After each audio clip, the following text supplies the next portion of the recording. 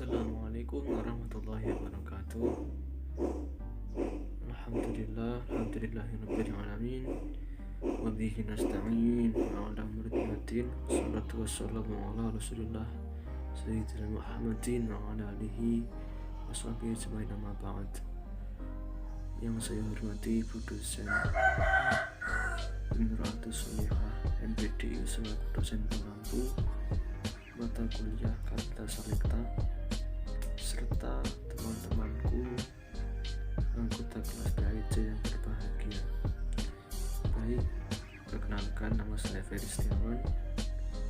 Saya nomor absen 14 dan kebagian makalah dengan judul Strategi Tarbiyah Islamiyah Masa Depan.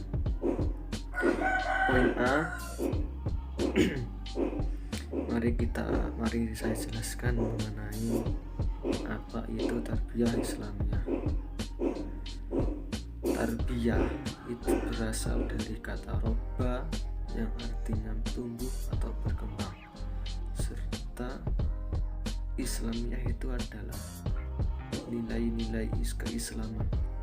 Jadi dapat disimpulkan bahwa tarbiyah Islamiyah adalah proses pengembangan terhadap peserta didik dari segi fisik maupun mental atau jasmani maupun rohani yang dilakukan secara berkelanjutan dengan berlandaskan kepada nilai-nilai keislaman.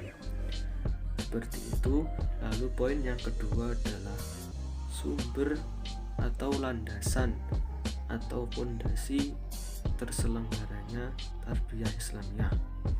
Baiklah, tentu tarbiyah Islamiyah itu berlandaskan pada syariat Islam. Lalu yang menjadi pertanyaan adalah, apa itu syariat? Syariat sendiri adalah secara kosakata atau secara arti berkata berasal dari kata syar'un yang berarti mata air. Lalu secara istilah syariat adalah peraturan atau ketetapan yang diberikan oleh Allah kepada semua makhluknya, terutama manusia, untuk dijadikan sebagai pedoman dalam berhubungan atau kehidupannya. Berhubungannya itu bisa berhubungan dengan Allah, hablum minallah, lalu hablum minannas, atau berhubungan dengan manusia, serta berhubungan dengan alam sekitar. Seperti itu. Lalu syariat Islam sendiri itu terdapat di mana? Kita tahu bahwa dalam Islam itu terdapat dua sumber hukum utama, yaitu Al-Quran dan As-Sunnah.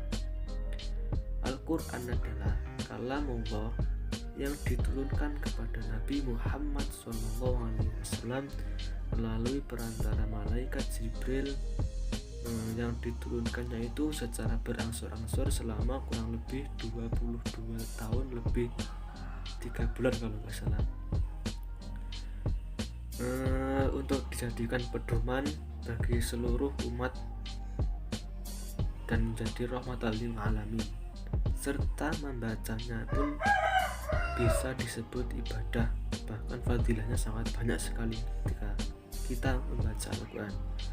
Seperti itu. Lalu As-Sunnah adalah segala sesuatu atau semua yang berasal dari Nabi Muhammad SAW, baik itu perkataan, perbuatan maupun ketetapan. Seperti itu. Lalu menghadapi tantangan zaman atau masa depan yang terus berkembang, bagaimana caranya atau strategi agar tarbiyah Islamiyah itu tetap eksis atau tetap diterima oleh masyarakat? Baiklah, strategi yang pertama adalah tarbiyah Islamiyah itu harus mampu menjadi roda penggerak atau motivator bagi kemajuan kehidupan bangsa. Karena apa? Jangan sampai bangsa Indonesia itu kalah dengan bangsa lain hanya karena lemahnya pendidikan. Lalu yang kedua adalah tarbiyah Islamiyah harus mampu menyesuaikan dengan standar nasional pendidikan. Artinya materi dan cara penyampaiannya harus standar. Karena apa? Jika tarbiyah Islamiyah itu sesuai dengan standar, maka insya Allah juga mudah dipahami oleh siswa. Lalu tarbiyah Islamiyah itu harus mampu mengikuti perkembangan semua aspek manusia, aspek kehidupan maksudnya, mulai dari ekonomi, sosial, budaya, politik, dan semuanya aspek-aspek itu.